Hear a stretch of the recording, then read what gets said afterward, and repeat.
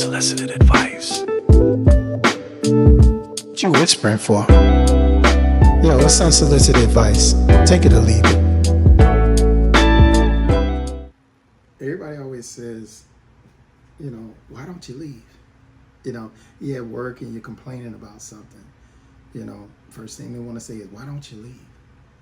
Everybody just thinks it's so easy, right? Everybody always has the answers. Hey, if I was you, I'd leave. We always tell people, why don't you leave? So struggling to leave certain situations like relationships, jobs, abuse, friendships, lifestyles, et cetera, et cetera. Even when, it's not good for you, this usually comes down to a mix of, all of it, psychological, emotional, social, and sometimes just practical stuff. I'd say the number one thing is, we always fear what we, the unknown, the uncertain. Like, if I do this, then what? What'll happen to me? What'll become of me? People often stick to what's familiar. The devil versus the devil you don't. Even if it's painful, because, the uncertainty of what comes after it feels scarier. It does. What comes after feels scary. You don't know. So it's like, nah, I should stay here and ride it out. Another way, another reason a lot of people don't,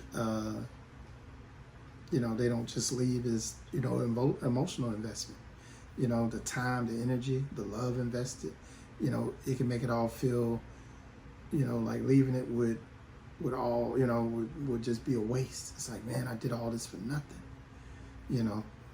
That's usually a big factor. It's like, man, I did all this, I put in all this time, all this love, all this energy for nothing. So, you'll hold on to hope that things will turn around, things will change, because you've invested so much. It's like, you know what? I'm not going to quit this time. I always quit. I'm not going to do it this time. And so because you have an emotional investment. So, it's just one of those things, it sucks. For the lazy ones out there, usually it's just comfort and routine. So, humans, as humans, we thrive on patterns. We love our patterns and our routines.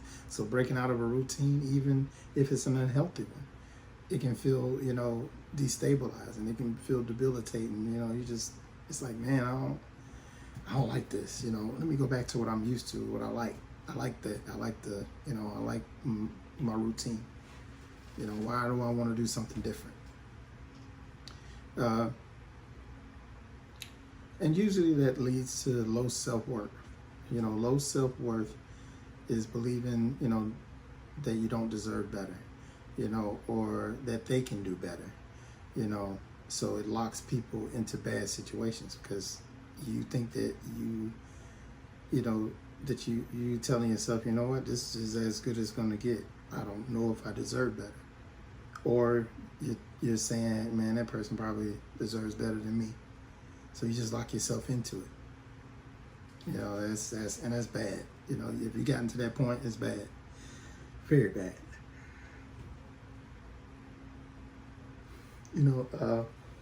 But like, let's just say if it's, a toxic or abusive situation, cycles of highs and lows, they create, a bond that is hard to break. It's hard to break because you tell yourself, what, when it's bad, it's bad, but when it's good, it's great. It's like, no. But in your mind, it's like, I just got to ride this wave. Then they'll, once they get back to who I know they can be, everything will be great. It's just toxic and it's just abuse. Which is, like I said, it leads to hope and denial. People convince themselves that, things will change or the situation isn't that bad. Hope keeps them hanging on, even when reality, is telling you otherwise. It's like, no, it'll get better. It's not that bad. Mind your business. Stay out of our, stay out of our lives. Yeah, so now you're dealing with guilt and responsibility. You feel responsible for another person's happiness, or you feel like you done hurt someone's feelings. So, uh, what they call it gaslighting, or, you feel like somebody's baiting you in. They it's mental abuse because they're making you feel guilty about everything. It's like, man, I don't want to hurt this person's feelings. If I love them, I don't want to hurt their feelings. So now you feel responsible for their happiness, and you feel that, you know, if you feel like they're trapping you, or you feel like you're trapping them, so um, sometimes it's just financial constraints, money, housing, children, shared responsibilities. Sometimes what does some people say? Hey, I'm just here for the kids. Once they graduate, I'm out. They love saying stuff like that. I'm just here for the kids. I'm doing this for the kids. But yeah, usually financial stuff, or just practical constraints, they keep you tethered and tied into, a bad situation. Identity, attachment, sometimes, situations become, you become tied down. Sometimes, you see themselves you see yourself as loyal. I'm loyal, I worked here my whole life, things like that. So leaving feels like losing part of your identity.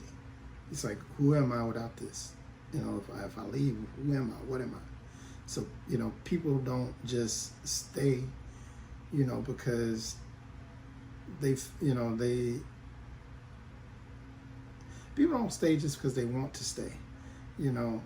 They stay because leaving feels like losing safety, losing love, losing their identity, and usually just stability. Starting all over sucks, especially if you don't have the money to do it, to start all over. Maybe you lost your job. Maybe you're getting out of a relationship. It sucks, but you can do it. You can do it, and it's okay to leave. It's okay to leave. It's gonna suck. You're gonna go through a lot of shit, but you'll have your peace of mind. But that's unsolicited advice. Take it or leave it. Okay.